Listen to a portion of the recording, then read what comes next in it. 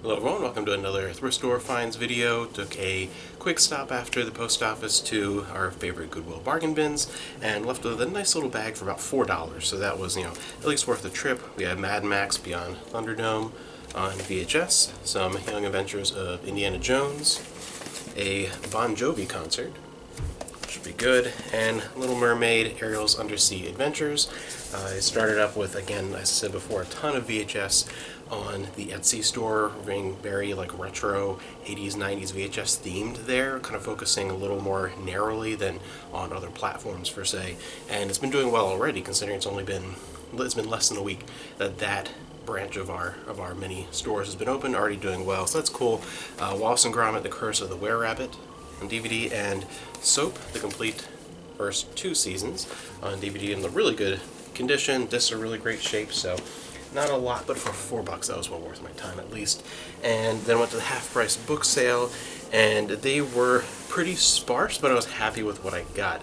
They were really empty. It's snowing, sleeting, rain, that kind of wintry mix right now, and I think that kept some people away, so it wasn't as busy as normal. I was in there for less than 10 minutes, I think, another 4 or 5 minutes to check out, so in and out real quick. $5 the entire hardcover edition of Lemony Snicket's Series of Unfortunate Events, 1 through 13. That was a really great find. I just grabbed off the shelf for $5. I was glad I was one of the first people in there and nabbed that. No DVDs or anything really to look at, or vintage board games where we get a lot of those. There was nothing there. Two other, one, Cold Mountain. I saw the movie, I've not read the book before, and Blonde Ambition: The Untold Story Behind Anna Nicole Smith's Death. So that was for the half-price book sale. Again, not a lot there, but very happy with what I found in just those few minutes. So that was at least worth keeping this week rolling. It's been a good week at the thrift stores. And one other thing, randomly, I added another Columbo, one of the Japanese Blu-rays, and I grabbed it because I was able to get it for free. It has two really good episodes, Any Old Port in a Storm and Candidate for Crime, which I'm trying to remember if those are season 3 or 4 episodes off the top of my head. I don't always watch them in order, so I always kind of forget which seasons. But both really, really good episodes. Ones that are definitely up there in my favorites, especially Any Old Port in a Storm. That's definitely one of the better ones. Fantastic. And I was able to grab this for free because it was already part of a Lunar New Year sale a while back.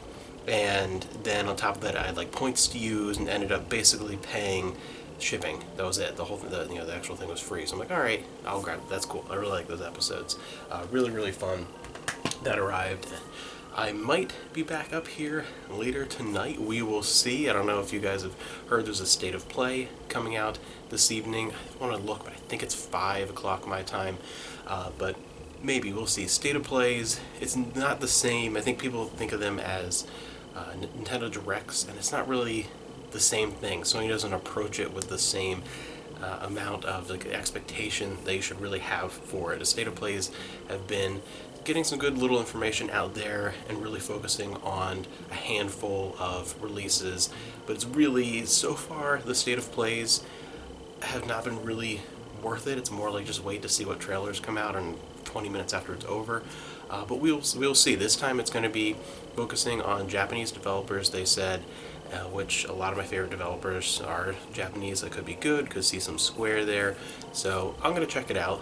Still, my expectations are low. I'm not expecting any huge surprises or anything, but there's a possibility that we could see Final Fantasy 16 make a show. I don't think Final Fantasy 7 Remake Part 2, even like a teaser thing, is going to be there. I would hope so. That would make the event for me. Like outside of Xenoblade Chronicles 3, that is the game I'm most excited for in the future. But I don't think it'll be there. Maybe that would be awesome.